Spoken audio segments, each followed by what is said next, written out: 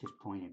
All right. Um, we're here. The Daily Freeman is conducting an interview with Lieutenant Governor Kathy Hochul, and I am Paul Kirby, reporter here at the Daily Freeman. And I'm here with Yvonne Lahara, the senior editor of the Daily Freeman, and the Lieutenant Governor has showed up to talk about the governor's state of the state address the other day, and it was of particular interest to Kingston residents, given the announcement of funding that may be voted on and approved by voters to establish Kingston's first state park at the waterfront. So, Lieutenant Governor, welcome here, and you get an opening statement. So go Thank right you. ahead. I truly appreciate the opportunity to have that chance to talk to you, but also reach out to your many readers.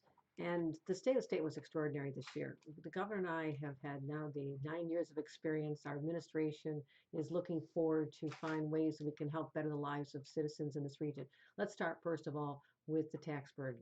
The governor and I continue to believe that if we can reduce the tax burden on our middle class taxpayers, reduce the taxes on our small businesses. We're going to be doing that in our initiative, as well as our farmers. I mean, these are individuals who've lost the ability to deduct their state and local taxes because of the Republicans in Washington took that right away, something that's been part of our legacy since Abraham Lincoln was president. So we're trying to combat high taxes. Also continue the property tax cap, which has reduced taxes for people in this area as well and kept them in line with the way they should be. But also visionary, looking at the $3 billion proposal for a Restore Mother Nature Bond Act. And what we're talking about is the first environmental bond act in a generation. And if we don't act now, heaven help us, we'll have to be held accountable to future generations who say, what happened under your watch? And I'm so excited that if this is passed by the voters this November, that the residents of Kingston and Ulster County will have a magnificent state park that links to our Empire State Trail, over 500 acres on the waterfront, preserving that for future generations forever. And we're very excited about that possibility. So there's a lot of good things in this initiative, more continuation of the downtown revitalization initiatives. Kingston was a round two winner. And we're very excited to be coming back, continuing our ribbon cuttings and groundbreakings as we see the fruition of that initiative, which gave $10 million to the people of this community. We want to keep that going for other communities as well. A lot of good news in the package. We'll continue our education funding, continue reducing healthcare costs, prescription drugs, trying to find ways that we can reduce particularly the cost of insulin. And ask the question, why can't New Yorkers obtain their prescription drugs from a place like Canada where the costs are dramatically less than they are here in our own country? So we're hitting on a lot of areas, but also whatever we can do to improve the quality of life for people, our workers, making sure that people have the opportunity to have sick leave, paid sick leave, something that many of our low income workers don't have access to, and saying that businesses between 5 employees and 100 would offer 5 sick days. And it only makes sense. You don't want your sick employees going to work, as well as it's just a human issue where people need to stay home and take care of themselves when they're sick and not worry about losing their income source. So a lot in there. We're packing it all in. I look Yeah, forward to I making guess the so. presentation and look forward to your questions. Um, well, sort of wanted to say a little bit specific to Kingston because that's our biggest circulation area, and you mentioned the project at the state park at the waterfront. At one time, as you probably know, that piece of land was targeted for development of a housing project, 1,600 units. Lots of people living there. The former mayor who supported it said, would say over and over again, increase your tax base, not your tax rate. So he supported people in a community and a vibrant, living people could become firefighters, library board members, and Kingston could grow its population along with Ulster County. Now, if this plan does result in what the governor hopes and you hope, that will never be. Um, So I am assuming, that you and the governor think that preserving this open space, as you've said in your open space, is important and does protect it against the kind of development that was previously planned for there.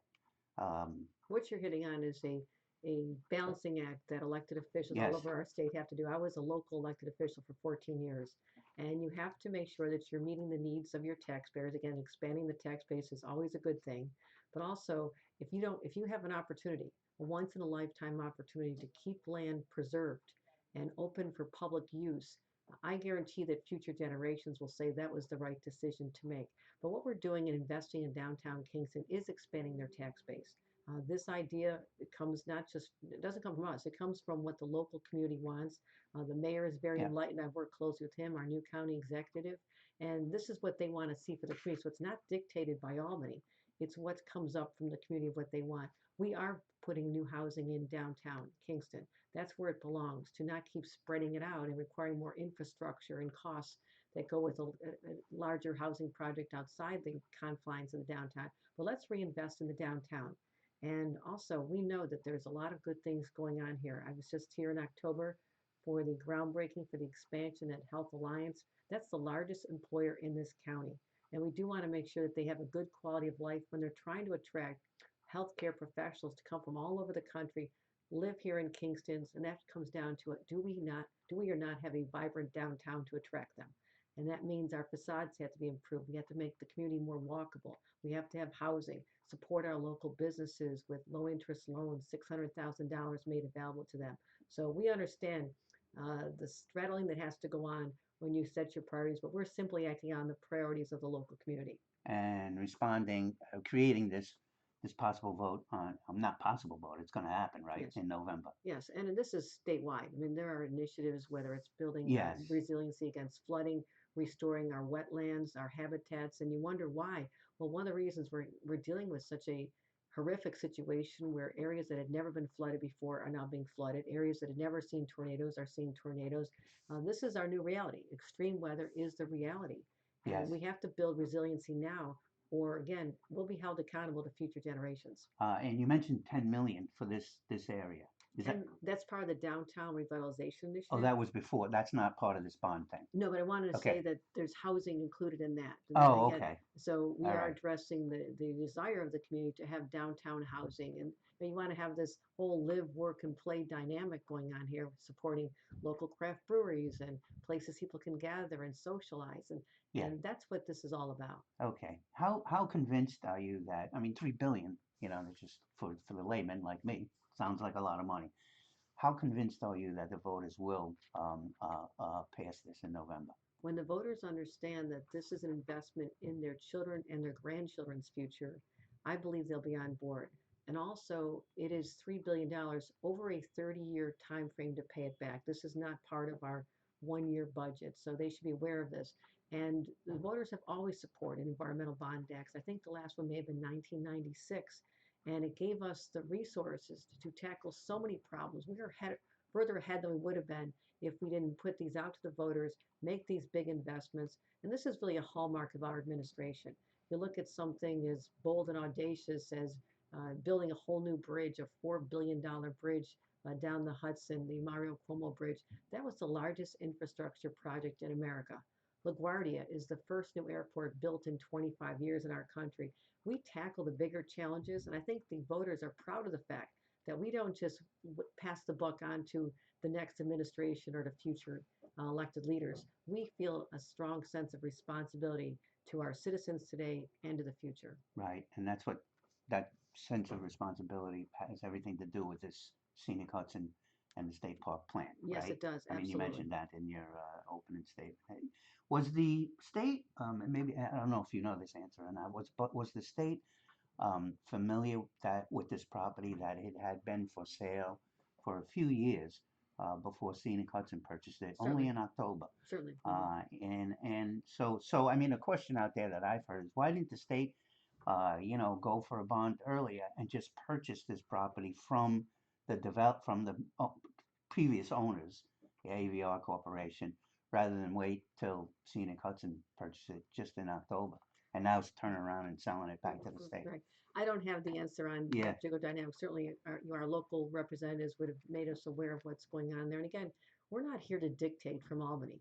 We want to Right. make sure that we're responsive to what the local community wants. And if the community wanted to go in a certain direction, who are we to tell them not to? And again, I come out of local government for most of my adult Yeah, life. so you know. And so I know the challenges, and I sure didn't like Albany telling me what to have to do. Right. And we respect that. And so when our local leaders say, we have a close relationship with Scenic Hudson, they're involved in our Regional Economic Development Council, they're there when decisions are made about the community because we need their voices. And it just makes logical sense that at the timing that we're doing this bond now, we'd be able to afford this, whereas it wouldn't have been in the budget in the past. Right, and because it's being spread out for 30 years. yeah, Mhm. 30 years. What will Okay. be the timeline for the project to become a state park? Once if the bond were to pass, how long will it be till the state kind of takes over and starts working on it? I don't have an answer on what has to happen legally once a bond acts, and you have to go out to the bond markets, you have to get the financing for it. But we are very good at walking and chewing gum, so I assure you that steps will be taken proactively even before that time by our Department of Parks. Our Commissioner of Parks will be very involved. But also, we're trying to link this to the 750-mile Empire State Trail. That's Mhm. what's so exciting to us, is Right. having this link from New York City all the way up the Hudson, Albany, head west toward Buffalo along the Erie Canal, and create an extraordinary trail, second to none in the nation, that people can recreate on. Again, this will be talked about forever once we get this accomplished. And this is a 1.3 mile section of that, I believe, right? Yes, yes. Yeah. Um, and I'm sure you probably don't know the answer to this one either, but does the state But have you're gonna any? ask me anyhow, right? Yeah, I'm gonna ask you anyhow, just in case. Uh, does the state have any idea what they want to pay for this 500 acres? I don't have that answer. Yeah, yeah, okay. I don't. All right. I just don't have that answer. Yes. Okay. Um, um, Scenic Hudson has been a protector of land in the past, as you already know. Do you think they'll do a good job, Scenic Hudson, given their past protecting this property until the state takes it over? In other words, if some developer comes and says, you know what, the state's not going to give you a whole lot of money for this. I'll give you double what you paid for it. I think the fact that they're involved in the first place shows that their priorities are to protect this and leave it as open space. Why would they have intervened with a purchase in October if If they weren't. I don't, I'm not going to second guess what they're doing and their motives, and I don't know the details, but I assure you that the state is very interested in this property as a result of conversations with the local community and what they want for themselves. Yeah. And Scenic Hudson is I have such profound respect for the work that they've done for a long time, making sure that that the waters of the Hudson are clean, that we have more access to trails, that we're restoring habitats, building resiliency against flooding for our communities. So they've been a great partner of ours, and we trust that the outcome will be good. Cool. One of the things the governor brought up, and this is off the topic now, but one of the things the governor brought up in his state address, and I think it was way up there from the stories I read anyway. Legalization of marijuana. That seems to be a priority thing for him this year. What do you think? It is, and it's something we approached last year with the legislature, which resulted in the decriminalization of marijuana. So that was really the first step. But what the governor's doing, and again, there's 12 other states where it's legal, so we're not the first. We're not jumping in blindly into this. We're making sure that we have all the facts. And what the governor has done, which I think makes so much sense, is work with our neighboring governors. He had a meeting with them in New York not that long ago, and asking them, can we be all on the same page with respect to our legalization of marijuana? So one state doesn't have a penalty for it and somewhere else it's legalized. That doesn't make sense. Right. I live in Buffalo on the border with Canada. It is completely legal in Ontario, and it just creates All over the havoc. country, isn't it? I think. Yeah, Canada, in Canada, yes. Yeah. But the closest province is Ontario, and so it just you're almost asking for illegal behavior when it's that available legally in another state to bring it into our own state. So we'll have common sense rules. We'll make sure it's regulated, make sure that the industry for marijuana, for also the hemp uses and the medicinal uses and the CBD oil, that it's all done the right way, learning from what other states have done and what we think is best for the citizens. But it also creates an incredible opportunity for our farmers here in the Hudson Valley to take advantage of this opportunity. Many of our dairy farmers have been hard hit by lower prices. Other farmers have been hit by tariffs. The extreme weather has been difficult for them. So, in addition to reducing taxes for our farmers, for over 4,000 farmers in New York, we also think this is an opportunity for them to engage with us and our scientific community and our academic community as we chart the right path forward. We're not just doing it on day one. We have an Office of Cannabis Management. We're working to establish a Center of Excellence with the SUNY Institution to make I sure we saw do it that. right. So we believe that this could be a $2.2 billion industry. It could be the second largest in the nation once it's all done. But I want to assure uh, your viewers, your listeners, that this is something we're going to get it right. And the majority of New Yorkers support legalization. They believe that there's been a discriminatory impact on whether or not there's been prosecution for simple possession of marijuana. And we're being responsive to that dynamic, the social and criminal justice element, the need for more economic infusions for our farmers, of how they can have a different crop to grow and become more profitable than they've been able to because of circumstances beyond their control. And it also is an economic development initiative for us. We can have a lot of individuals involved who are looking for jobs. Right. Just to follow up to that, last year the governor, I think early in the session, or maybe earlier in the year, had put this question of marijuana legalization in the budget. Uh, Somehow along the way, it got taken out and was made its own, or they tried to make it its own bill. What's going to happen this session? Is he going to try to include this in a budget, or are we gonna go off on a separate bill like we did, which did not get anywhere It didn't last go year? anywhere, and I think there's been a stronger evolution as more data comes out, as we've talked about it. People had a chance to go back and talk to their constituents about what they want. Again, the public safety element is very important to us as well. The whole highway safety, people driving under the influence, and we've learned from other states on how to manage that. But with respect to the question of what's in the budget, Yeah. the governor will be releasing the budget literally by January 21st. And so we need to wait and see what he has determined should be within that budget context, or will it be a freestanding bill? We'll know soon. Okay, so I mean, he was pretty expressive about getting this passed this time, He right? sure was. Yeah. He sure was. And Uh, he believes in and all the one way to reasons I do it covered. is to put it in the budget. We know that technique. Yeah. We know that's available. Um, so okay, but there's been no decision yet, I guess, No, I'm not gonna. on whether or not, but he will release this budget Yes, on January 21st, and if it's in there, it's in there. If it's not, it's not. right. Right? Absolutely. Okay. We just had a story today, and it just passed last week. Senate. I'll be quick because I know you got to get out of here Yes, I soon. do. Yes. Automatic voting passed the Senate last week, last Thursday. It's in the Assembly now. They're talking about it.